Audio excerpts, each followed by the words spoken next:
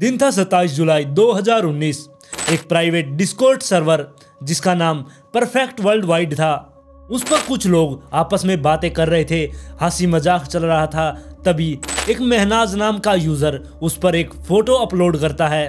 उस फोटो में एक महिला थी, उस महिला की गर्दन कटी हुई थी और उसके नीचे उसने लिखा हुआ था दिस इज माई मोम।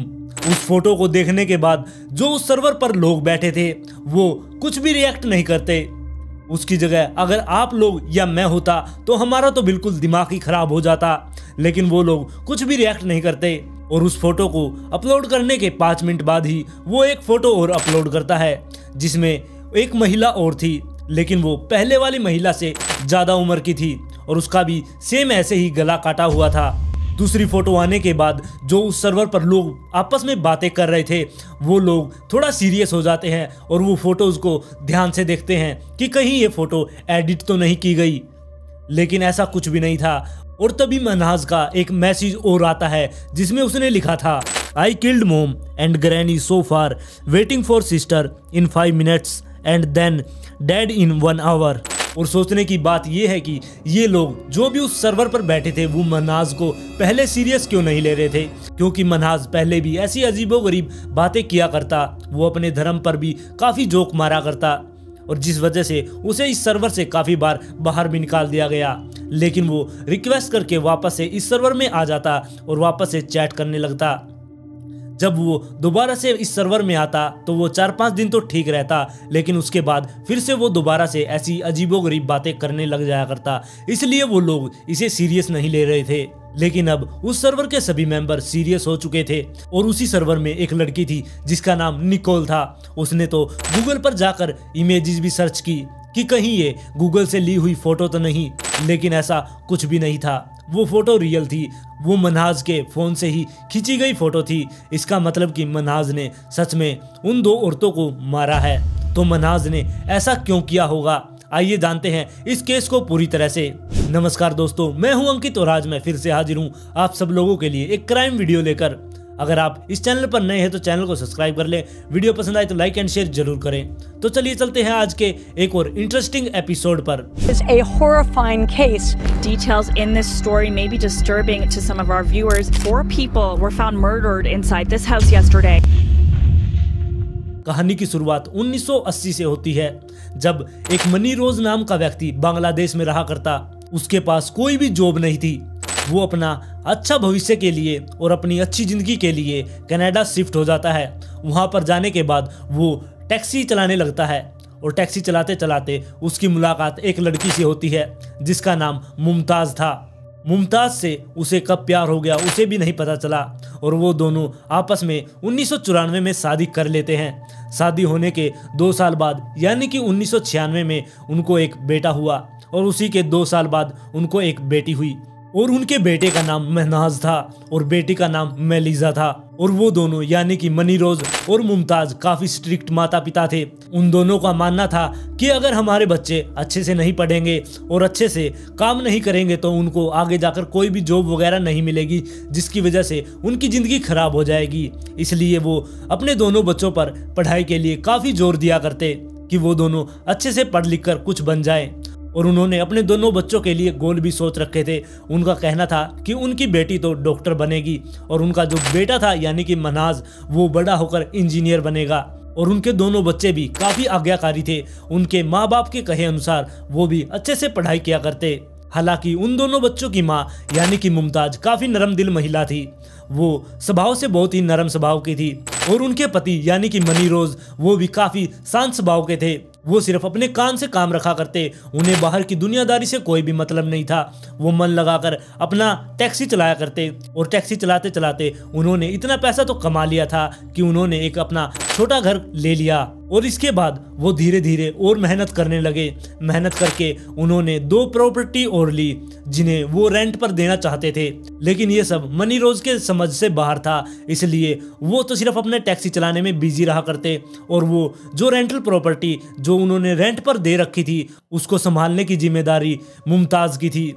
अब दोनों बच्चे बड़े हो रहे थे, उनको भी संभालना था। इसलिए मनी रोज अपनी माँ यानी कि फिरोजा को वहाँ पर बुला लेता है अपने दोनों बच्चों की देखभाल करने के लिए।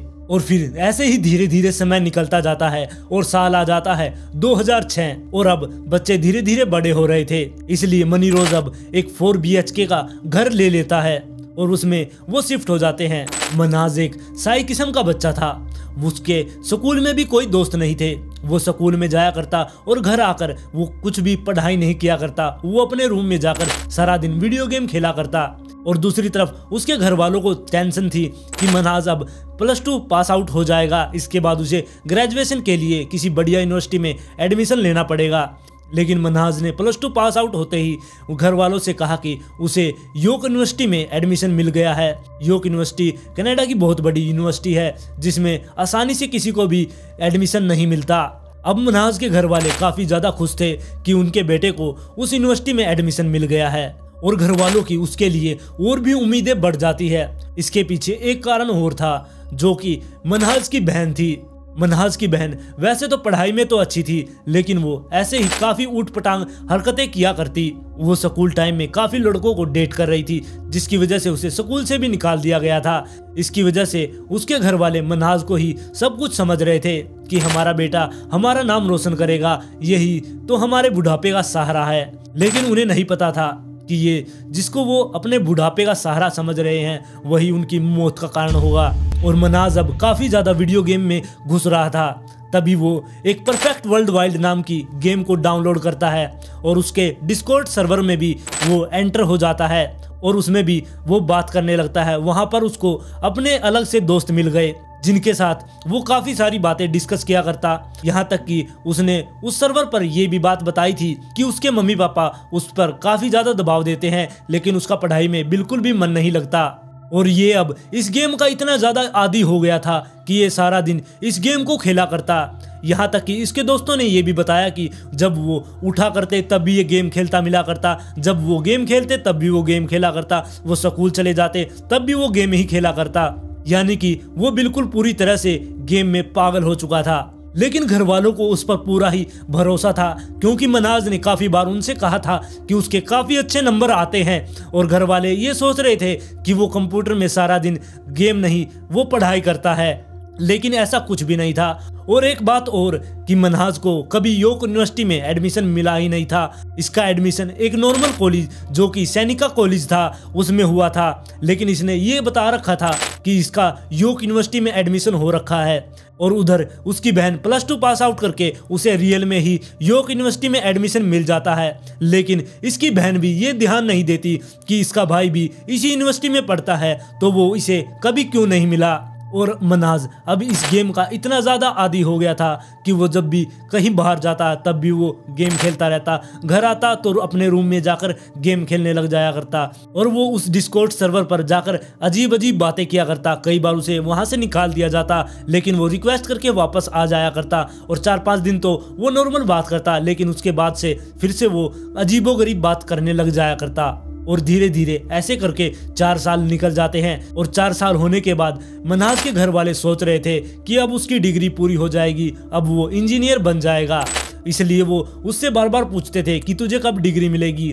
तब काफी बार टालने के बाद उसने फाइनली कह दिया कि उसे 28 जुलाई को डिग्री मिल जाएगी। अब घर वाले काफी ज्यादा खुश थे और अब दिन आता है 25 जुलाई 2019 का। इस दिन मुमताज और मनी रोज की वेडिंग एनिवर्सरी थी। इस दिन उसके घर पर एक छोटी सी पार्टी होती है, उसमें काफी सारे लोग आते हैं। वहां पर मनाज एक स्पीच भी देता है। स्पीच देने के बाद वो अपने रूम में चला जाता है। उसकी दादी उसे कहती भी है कि ऐसे बीच में पार्टी छोड़कर नहीं जाया करते, लेकिन वो किसी की भी नहीं सुनता और वो अपने रूम में चला जाता है। पार्टी खत्म होने के बाद एक दिन भी निकल जाता है। फिर आता है दिन 27 जुलाई 2019 का और उस दिन मनाज के पापा मनी रोज कहीं बाहर गए हुए थे और मनाज की बहन भी उस दिन कहीं बाहर गई हुई थी। तो घर पर मनाज की मम्मी मुमताज और उसकी दादी फिरोजा ही थी। वो दोनों अलग अलग रूम में लेटे हुए थे। तभी मनाज अपनी माँ के रूम में जाता है और वहां पर जाकर अपनी माँ के सर पर लोहे की रॉड से अटैक करता है। अटैक करते ही उसकी माँ बेहोश हो जाती है और वो चाकू से अपनी माँ का गला काट देता है और उसके बाद वो फोटो क्लिक करता है और अपने डिस्कॉर्ड सर्वर पर जाकर अपलोड कर देता है। इसके बाद ऐसा ही वो अपनी दादी के साथ करता है।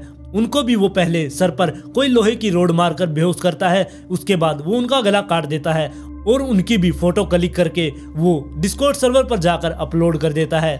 और इसके थोड़ी देर बाद मनाज की बहन भी घर पर आ जाती है और मनाज अपनी बहन के साथ भी ऐसा ही करता है। लेकिन मनाज की बहन थोड़ी स्ट्रोंग थी, वो उससे थोड़ी देर लड़ाई भी करती है। उनकी हाथापाई 15 से 20 मिनट तक चलती है, लेकिन आखिर में मनाज उसे भी मार देता है और उसकी फोटो भी डिस्कॉर्ड सर्वर पर जाकर अपलोड कर देता है। और फिर वो अपने पापा का वेट करता है और उसके पिताजी जैसे ही घर पर आए वो मनाज पर कुछ ज्यादा ध्यान नहीं देते।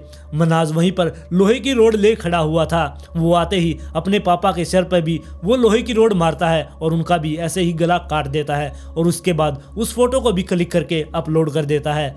जिसके बाद सर्वर पर बैठे सभी लोग एकदम से पागल से हो जाते हैं। वो पुलिस को कॉल करते हैं, लेकिन पुलिस उनकी बातों को सीरियस नहीं मानती। लेकिन काफी लोगों के कॉल करने के बाद पुलिस कुछ एक्शन लेती है और पुलिस मनाज को ढूंढने निकलती है। और उसका कुछ पता भी नहीं था कि वो कहाँ रहता है, बस IP एड्रेस से इतना ही पता चल पाया था कि वो टोरंटो के आसपास कहीं रहता है। और कहा जाता है कि इसी सर्वर पर एक लड़की थी जिसने पेपल के अकाउंट से मनाज का एड्रेस पता कर लिया था। और ये भी कहा जाता है कि पुलिस ने डिस्कॉर्ड सर्वर से इसकी IP ली और उससे पता चला कि वो किस कंपनी का इंटरनेट यूज कर रहा है और उससे उसकी लोकेशन ट्रेस की और उसको उठाने के लिए उसके घर गए। और जब पुलिस उसे उठाने के लिए उसके घर गई तब वो बालकनी में खड़ा पुलिस का वेट कर रहा था। और फिर वो बालकनी से अंदर जाता है और पुलिस वालों के लिए दरवाजा खोलने से पहले वो सर्वर पर जाकर एक मैसेज टाइप करता है। मैसेज में उसने पहले तो लिखा कि बाय, पुलिस आ गई है मुझे लेने के लिए। और उसके बाद वो एक बहुत लंबा मैसेज भी टाइप करके उस पर छोड़ देता है। जिसके बाद वो पुलिस के लिए दरवाजा खोलता है और पुलिस उसे अपने साथ ले जाती है। और पुलिस ने जब उससे पूछताछ की कि तुमने ऐसा क्यों किया, तब उसने बिना डरे, जैसे कि उसने कुछ किया ही ना हो, ऐसे उसने बताया कि उसने ही ये चारों कत्ल किए हैं। और जब पुलिस ने पूछा कि ये तुमने क्यों किया है, तब उसने जो बताया वो आप भी सुनकर हैरान हो जाओगे। उसने कहा कि मेरे घर वाले मुझसे कुछ ज्यादा ही उम्मीदें लगाए बैठे थे। वो सोच रहे थे कि मैं बड़ा इंजीनियर बनूंगा, अपने घर वालों का नाम रोशन करूंगा, लेकिन मैं ऐसा नहीं कर सकता था। मैं पढ़ाई में अच्छा नहीं था और मैं नहीं चाहता था कि मेरी वजह से मेरे घर वालों की उम्मीदें टूटे, इसलिए मैंने उन्हें ही मार दिया। यह बात सुनकर पुलिस वाले हैरान थे। इसके बाद पुलिस वालों ने उसे अदालत में पेश किया और अदालत ने उसे उम्र कैद की सजा सुना दी और 40 साल तक उसे पैरोल भी नहीं मिलेगी। तो आज की कहानी में बस इतना ही। आप लोगों को ये कहानी कैसी लगी प्लीज़ कमेंट करके ज़रूर बताना। अगर कहानी पसंद आई तो लाइक एंड शेयर जरूर कर दें और इस चैनल पर नए हैं तो चैनल को सब्सक्राइब भी कर लें।